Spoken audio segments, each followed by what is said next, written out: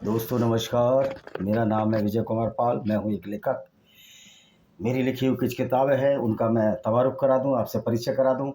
ये है paranoia of cults भाई विजय कुमार पाल, जिसमें इस्लाम की जिसको छिपाने की कोशिश करते हैं, किस तरह इस्लाम एक गुंडागर्दी है खुली, एक गूनिज़्म है पूरी दुनिया के खिलाफ। और ये जौहर है इन इंडियन सबकॉन्टिनेंट, किस तरह हिंदू राजपूत रानियों ने जौहर किए।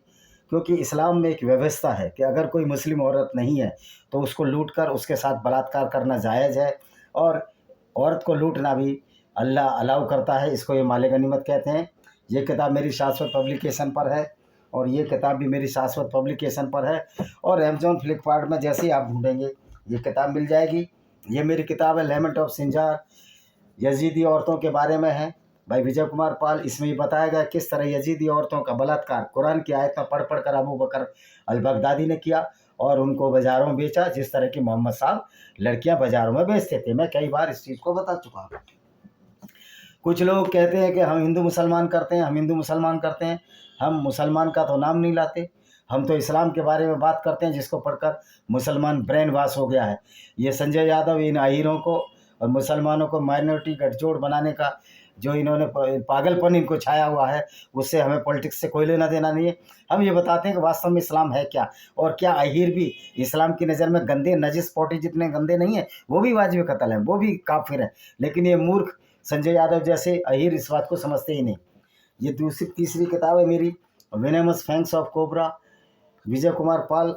इसमें बताया गया है कि इस्लाम किस तरह से एक जहरीला नाग है जो पूरी दुनिया की सभ्यता को डस रहा है। इससे बचने का एक ही उपाय है कि हम अपने मुसलमान भाइयों को समझाएं कि किस तरह इस आइडियोलॉजी से दूर रहो, और अपने आप को ऐसे पैगंबर के सामने समर्पण ना करो जो पैगंबर एक लुटेरा, वैसी और दरिंदा था। ये एक किताब है लॉस्ट पैराडाइज कश्मीर। इसमें बताया गया है कि किस तरह, ये रुद्रा पब्लिकेशन पर है लेकिन आपको अमेजॉन फ्लिपकार्ट पर मिल जाएगी। इसमें बताया है किस तरह एक राक्षस, इस्लामिक राक्षस मीर अली हमदानी आया, जो को सूफ़ी था। सूफ़ी भी संत नहीं होते हैं, क्योंकि इस्लाम में कोई संत हो ही नहीं सकता, जिस तरह की इस्लाम में गुंडागर्दी है। और जो लोग इस्लाम को अच्छा समझते हैं उनको भगवान बुद्धि दे, पता नहीं कितना टन गांजा पीकर या इस तरह की बातें करते हैं। इसी तरह से ये मेरी किताब है invaders and hidden facts by Vijay Kumar Pal, जिसमें ये बताया गया है कि किस तरह हिंदुओं औरतों के साथ बलात्कार इन इस्लामिक लुटेरों ने किया। ये मेरी किताब है ब्लैक डेट्स ऑफ टेररिज्म। इसमें सारी कुरान की उन आयतों का हवाला दिया गया है जिससे कि मुसलमान एक आतंकवादी बन जाता है। ये किताब भी रुद्रा पब्लिकेशन बिलासपुर छत्तीसगढ़ पर है।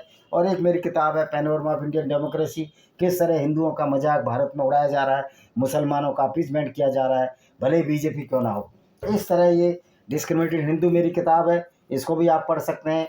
ये किताब भी बहुत अच्छी किताब है। इसमें हिंदुओं का किस प्रकार उत्पीड़न किया गया। और ये अभी किताब जो मेरी नई आई है ब्लेंडर ऑफ ब्लास्फेमी है, ये अस्तित्व पब्लिकेशन पर है। इस पर ये बताया गया है कि किस तरह लोगों ने किस तरह से इस्लाम की गुंडागर्दी के आगे लोग सरेंडर किए हुए, और लोग अभी समझते नहीं। तो दोस्तों आज हम सूरा अल बकरा की चैप्टर 2 की आयत नंबर 230 का हवाला कर देंगे, और किस तरह ये हलाला कराया जाता है, किस तरह एक औरत को, मुस्लिम औरत को दूसरों के हाथों नोचने के लिए छोड़ दिया जाता है, ये इस्लाम। तो इसका हिंदी अनुवाद में बता रहा हूँ। चैप्टर 2 सूरा अल बकरा जो कुरान का है। फिर यदि तीसरी बार तलाक दे दो तो वह स्त्री उसके लिए हलाल नहीं होगी, वैध नहीं होगी, जब तक दूसरे पति से विवाह न कर ले। अब यदि दूसरा पति संभोग के पश्चात उसे तलाक दे दे तब प्रथम पति से निर्धारित अवधि पूरी करके फिर विवाह कर सकती है, यदि वो दोनों समझते हों कि अल्लाह की सीमाओं में स्थापित रख सकेंगे। और अल्लाह की सीमाएं हैं जिन्हें जिन लोगों के लिए उजागर कर रहा है जो ज्ञान रखते हैं। पहली बात तो है अल्लाह एक मूर्ख है, वो कोई ज्ञान व्यान नहीं रखता।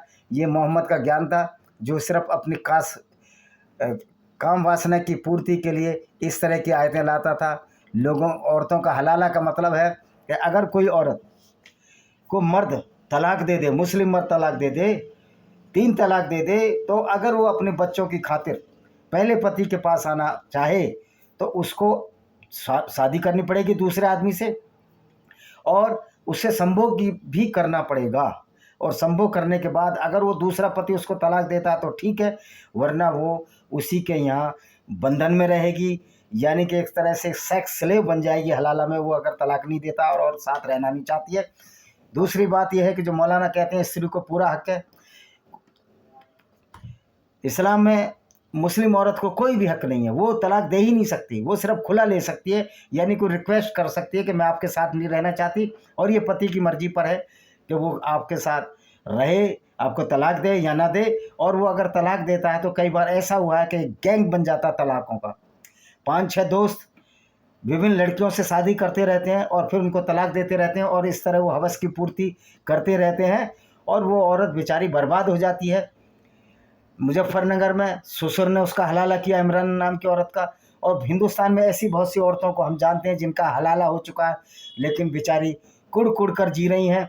तो ये है वेश्यावृत्ति, हलाला जो इस्लाम ने दिया, जो मोहम्मद के नाम से दिया, और उसको चोगा पहना दिया कि अल्लाह ने दिया। ये अल्लाह औरतों को बलात्कार के लिए भेजता है। उनके यहाँ अपनी औरत की इज्जत नहीं है, दूसरे की औरत को तो इस्लाम लूटने खसोटने उनके साथ बलात्कार की सीमाएं निर्धारित कर दी हैं कि आप किसी भी गैर मुस्लिम के साथ शादी उनको लूट कर उनके साथ बलात्कार कर सकते हो। ये सूरह अल बकरा में आयत है जो मैंने कल बताई थी कि किस तरह गैर मुस्लिम औरतों का चीरहरण, मोलेस्टेशन और बलात्कार इस्लाम में जायज़ है। तो ये अपनी औरतों को ही जब बलात्कार करवा देते हैं दूसरे आदमी के पास भेजकर, अगर वो दूसरा आदमी तलाक दे देता है इसको, तो वो पहले आदमी के पास आ सकती है, जो भी इद्दत की अवधि है कि वो मिनिस्टर साइकिल है नहीं है उसका बच्चा। तो ये हालत है कि इस्लाम एक तरह से वैश्यालय बन चुका है और औरत को एक वैश्या की नज़र से इस्लाम देखता है। तो इससे अगली आयत है 245 आयत, सुनाएंगे कि अल्लाह किस तरह भिखारी है और किस तरह अल्लाह भीख मांगता है। इस पर मेरी एक बहुत जल्दी किताब आ रही है, उसको ज़रूर खरीदना आप, जिस किताब में मैंने पूरा चिट्ठा खोला है कुरान का, किस तरह ये अल्लाह भिखारी भी है, भीख मांगता। तो इससे सिद्ध होता है कि दुनिया को बनाने वाला अल्लाह अगर वो भिखारी है तो उसने दुनिया नहीं बनाई, वो मोहम्मद के पैरोकार का है, मोहम्मद का बनाया हुआ अल्लाह है, मोहम्मद के रहम करम पर निर्धारित है। वो पैगंबर जो अल्लाह के नाम पर काफिले लूटता था, औरतों से बलात्कार करता था, एक सर्टिफाइड रैपिस्ट था, और उसको ये लोग पैगंबर मानते हैं। अगर इनको बोलो, वो गाली देने से कुछ नहीं होता, ये तुम्हारी किताबों में लिखा है कि तुम्हारा मोहम्मद पीडोफाइल था, छोटी बच्चियों से शादी करता था। अब 245वीं आयत पढ़ते हैं, चैप्टर 2 सूरह अल बकरा। कौन है जो अल्लाह को अच्छा उधार देता है ताकि अल्लाह उसके लिए कई गुना अधिक कर दे, और अल्लाह ही थोड़ा और अधिक करता है, उसी की ओर तुम से फेरे जाओगे। कह रहा कौन है जो अल्लाह को अच्छा उधार देता है, यानी कि अल्लाह को अच्छा उधार देने का मतलब है ये मोहम्मद को उधार देना। यानी कि मोहम्मद कहता था चलो वहाँ चलो काफिले लूटेंगे, फिर वो दूर दूर जाता था और काफिले लूटता था। मोहम्मद का यही पेशा था, मोहम्मद सिर्फ काफिले ही लूटता था और कोई इसको काम नहीं था। खदीजा का बिजनेस भी इसने ठप कर दिया, क्योंकि इसने जब इस्लाम की विचारधारा को परिपोषित किया, मक्का में तो कुछ नहीं कर पाया, लेकिन जब ये मदीना चला गया इसने तलवार हाथ में थाम ली, तो ये लुटेरों का गैंग हो गया। इसके साथ बहुत सारे लुटेरे मदीना के छिछोरे इसके साथ लग गए और लोगों को लूटने लगा, और फिर ये लालच देने लगा कि जो अल्लाह की राह में चलेगा, यानी मेरे साथ अगर चलेगा, लड़कियां लूटने चलेगा उनको। और ये लड़कियां लूटने के लिए तबूक की लड़ाई में भी गया। तबूक की लड़ाई में ये कहकर गया कि वहाँ ब्लॉन्ड नीली आंखों वाली लड़कियां मिलेंगी, ये इनकी किताबों में है। और जब ये तबूक पहुँचा तो वहाँ के लोगों ने बोल दिया हमारा तुमसे कोई झगड़ा नहीं था। फिर आप यूँ कहा, इसको लज्जित होकर वापस आना पड़ा। तो ये काम वासना से पीड़ित मोहम्मद सारी काम वासना की चीज़ों का अल्लाह के नाम पर करता रहा, बलात्कार करता रहा, लूटता रहा औरतों को और बाज़ारों में बेचता रहा। तो ये कहता था जो अल्लाह की राह में लड़ेगा, ये मुसलमानों को बहकाया कि जो अल्लाह को अच्छा उधार देने का मतलब है कि अल्लाह की राह में लड़ो, मोहम्मद के लिए लड़कियां लूट कर लाओ और तुम भी बलात्कार करो और मोहम्मद को भी बलात्कार कराओ, उनकी फसलें लूट लो। इस तरह का ये काम ये व्यक्ति करता था जो नीचता से भरे काम थे। और इसके लिए बोलते हैं कि हम सरतन से जुदा कर देंगे। अगर आप पूरे दुनिया के गैर मुस्लिम एक हो गए तो इन इस्लामिक गुंडों को सबक सिखाया जा सकता है। और फिर ऐसी गुंडागर्दी अब क्यों चल रही है मेरी समझ में बात नहीं आ रही। वैसे तो ये हर जगह मार खा रहे हैं, इसराइल में भी मार खा रहे हैं, बर्मा में कल फिर उन पर तोपों से अटैक किया गया, क्योंकि मुसलमान किसी के साथ रहने लायक ही नहीं है। ये विचारधारा इनको साथ रहने नहीं देती।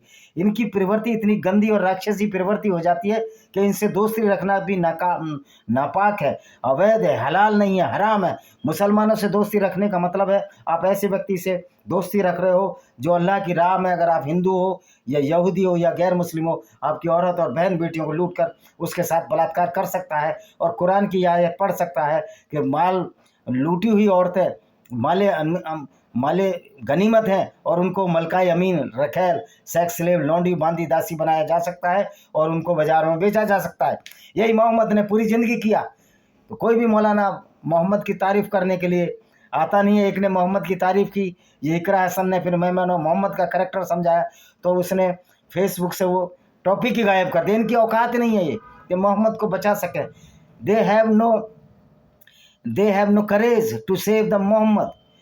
This is beyond the limit of the any Muslim that who praise the Muhammad. Certainly he cannot defend the Muhammad because he was the most criminal, one of the most criminal and one of the most rapist, with the one of the most robber throughout the world. Even he was worse than the Hitler and any other of the person who were born in past. और अभी भी इस विचारधारा को मानने वाला जो भी मुसलमान है वो बदमाश है, शरीफ नहीं है, आतंकवादी है। तो उसके लिए कई गुना अधिक कर दे। अब ये कई गुना अधिक कैसे करता था? अल्लाह मुसलमानों को पूरी छूट देता है औरतों को लूटने की, धन लूटने की, बलात्कार करने की, तो अल्लाह थोड़ा अधिक करता। अल्लाह बहुत अधिक करता तो मोहम्मद लालच देता था कि तुमको जन्नत मिलेगी और सारे जहन्नुम में जाएंगे जो गैर मुस्लिम है, जबकि ना कोई जन्नत थी ना कोई जहन्नुम था। और अल्लाह तो ये नकली अल्लाह है, ये मोहम्मद का बनाया हुआ अल्लाह है जिसकी कोई वैल्यू नहीं है इस अल्लाह की। तो आप देख सकते हो कि किस तरह से इनकी कुरान की आयतें हैं कि अल्लाह एक भिखारी है, उसको भीख चाहिए। काहे की भीख चाहिए? उसके साथ अल्लाह के मार्ग पर चलने के लिए भीख चाहिए। लूटो खजाने 20% ये मोहम्मद अपने पास रखता था। तो अल्लाह के नाम से जो मोहम्मद ने लूट मचाई और इस लुटेरे पैगम्बर के लिए लोग अपनी जान देने को तैयार हैं, तो क्या तुम भी लुटेरे हो? तुम में भी कोई गैरत बची नहीं? इस तरह के मुसलमानों को मेरा संदेश है, क्या ऐसे पैगम्बर को जो लुटेरा हो, जो औरतों को बाजारों में बेच देता हो, ये सीरत रसूलुल्लाह इब्ने इसाक की किताब में साफ साफ लिखा हुआ 465 नंबर पेज, अध्याय 83 कि किस तरह मोहम्मद ने बनु कुरैज़ा यहूदी औरतों को लूटकर उनको बाजारों में बेच दिया था। ये है तुम्हारा अल्लाह। अब ये है 255वीं आयत सूरा अल बकरा की, चैप्टर 2। सूरा जो है अरबी में बोलते हैं, चैप्टर इंग्लिश में, अध्याय हिंदी में। अध्याय 2 आयत नंबर, जिसको हम बोलेंगे सलोक नंबर या आयत नंबर 255 क्या कहती है? अल्लाह के सिवाय कोई पूजनीय नहीं तथा नित्य स्थायी व जीवित है। देखिए अल्लाह कोई है ही नहीं।